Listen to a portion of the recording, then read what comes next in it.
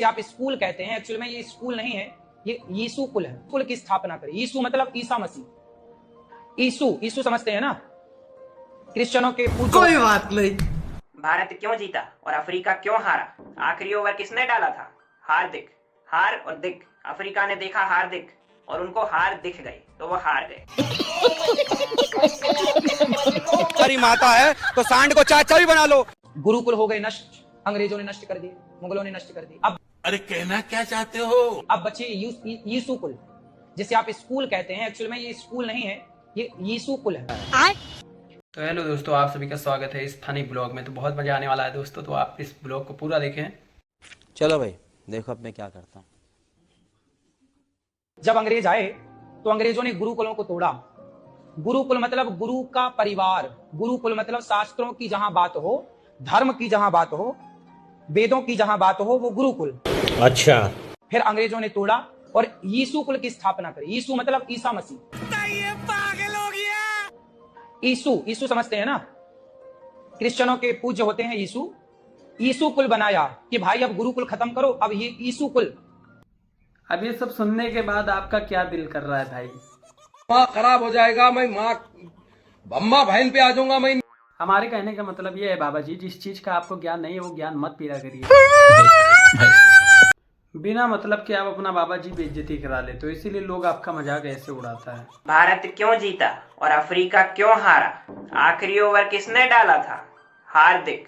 हार और दिख। अफ्रीका ने देखा हार्दिक और उनको हार दिख गई तो वो हार गए। अच्छा। भारत कितने रनों से जीता? 7। हाला for a reason. Virat Kohli ने कितने रन बनाए? 76। 7 और 6 जोड़ो कितने हुए? 13। 13 को अलग करो, 1 और 3 जोड़ो कितने हुए? 4। भारत ने अब तक कितने वर्ल्ड कप जीते हैं? 4। मोबाइल में अलार्म लगाते हो? कभी नहीं लगाना चाहिए।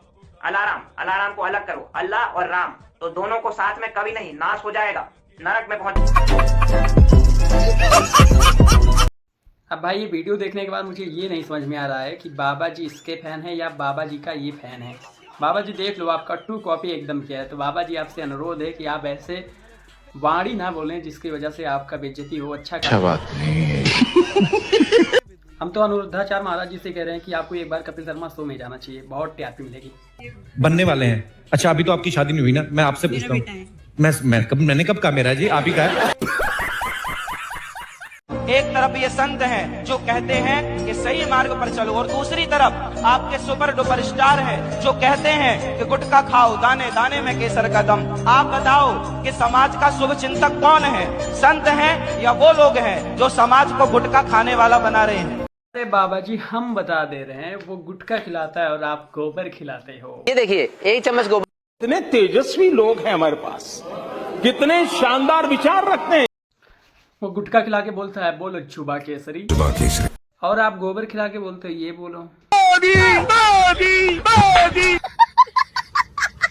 भाई बाबा जी ने एक बार अपने कथा में सभी भक्तों को बताया था कि एप्पल का आविष्कार कैसे हुआ।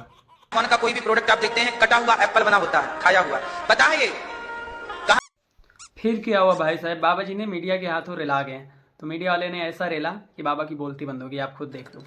अब भाई साहब ये वीडियो आप ध्यान से देखना, ठीक है? बाबा जी कैसे फंस गए। बाबा जी घुमा घुमा के बातें बता रहे हैं कि बाबा जी को कुछ पता तो है नहीं, और बाबा जी कुछ भी अपने भक्तों के सामने ज्ञान पेल देते हैं और बाद में उनकी ऐसी की तैसी हो जाती है। एप्पल कंपनी की कहानी सुनाई, ये सवाल है उनके ऊपर। क्या अनुरुद्धाचार्य जी महाराज ने बिना तथ्यों को जाने भक्तों को एप्पल कंपनी की कहानी सुनाई? महाराज जी ये आपके दिमाग में कैसे आया, कहां से आपने तथ्य जाना कि स्टीव जॉब्स को नीम करौली बाबा ने खाया हुआ एप्पल दिया था? एप्पल बनाने वाले जो मालिक हैं, जो भी हैं, वो नीम करौली आश्रम आए थे कि नहीं, पहले आप ये बताइए। जी आए थे, मिले थे। उनकी संतों के प्रति बड़ी श्रद्धा थी। किससे मिले थे? नीम करौली वाले बाबा जी। नीम करौली बाबा की 1973 में वृंदावन में मृत्यु हो गई थी। अच्छा। और स्टीव जॉब्स 1974 में नीम करौली के दरबार गए थे। तो जब नीम करौली बाबा जिंदा ही नहीं थे अनुरुद्धाचार्य जी, तो उन्होंने मुलाकात कब कर ली और अपना खाया हुआ एप्पल या सेब कब उनको दे दिया? ये फंस गया सीएम।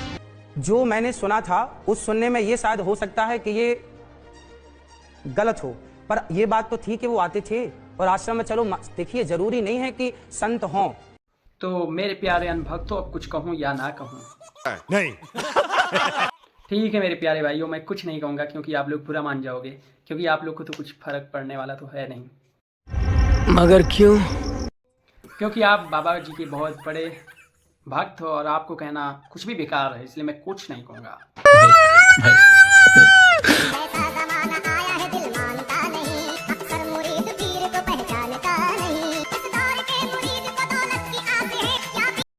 भाई साहब एक बीमारी है बवासीर, क्या आपको मालूम है?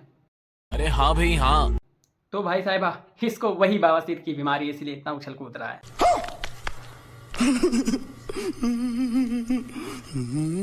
मेरे प्यारे मुसलमान भाइयों, आपसे भी अनुरोध है कि ऐसे ढोंगी बाबा से और बवासीर वाली बाबा से दूर रहें, नहीं तो आपका भी मोए मोए हो जाएगा।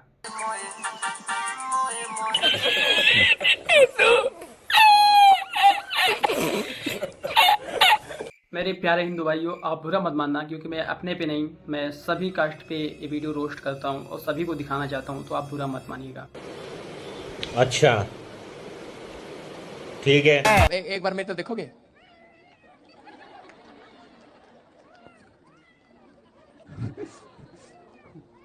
लेकिन ये साला कर क्या रहा है यहाँ पे? ओ भाई मारो मुझे, मारो मारो मुझे, मारो मारो। भाई आप लोग सोच रहे हैं ना कि बाबा बनने से क्या फायदा है, ठीक है? तो आप खुद देखो बाबा बनने का कितने सारे फायदे हैं। धर्म के व्यापार करने वालों की बात हुई है। एक आया राम की कथा कहेगा 10 करोड़ लेके जाएगा, दूसरा कृष्ण की कथा कहेगा वो 15 करोड़ लेके जाएगा। बीजेपी के 5 काम बता दीजिए। बीजेपी के 5 काम मैं बताता हूँ भैया। उन्होंने रेलगाड़ी के डिब्बों में लाइन लगवा दी, टिकट काउंटर पे लाइन लगवा दी, रेलगाड़ियों को इतनी स्पीड में करा दिया, आपस में टकरवा दिया, वंदे भारत इतनी आधुनिक ट्रेन बना दी, बरसात में चूने लगती है। और क्या चाहिए? एक ही नारा, एक ही नाम, झूठ बोलो सुबह शाम, पकड़े जाओ तो जय श्री राम।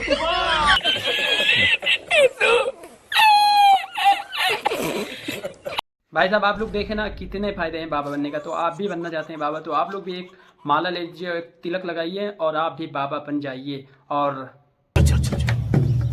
जिस दिन महिला का टाइम स्टार्ट हुआ है, उस दिन से पहली रात, दूसरी रात, तीसरी रात, चौथी रात छोड़ के 5वीं रात गर्भाधान हुआ तो बेटी, 6ठी रात हुआ बेटा, 7वीं रात हुआ बेटी, 8वीं रात हुआ बेटा, 9वीं रात हुआ बेटी, 10वीं रात हुआ बेटा, 11वीं रात हुआ बेटी, 12वीं रात हुआ बेटा।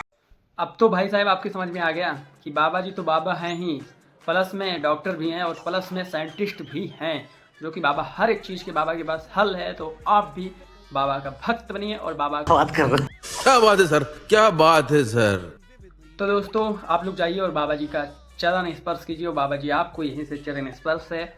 और मेरे भाई वीडियो अगर अच्छा लगी तो लाइक एंड सब्सक्राइब कर दें, वीडियो को लंबी नहीं करते हैं। और मिलते हैं नेक्स्ट वीडियो में, तो आप कमेंट में जरूर बताइएगा वीडियो कैसा लगा, और इससे भी अच्छी अच्छी वीडियो आपके लिए लाऊंगा जो बहुत फनी और मज़ा आएगा। तो दोस्तों ये वीडियो सिर्फ इंटरटेनमेंट के लिए थी, कोई इस पे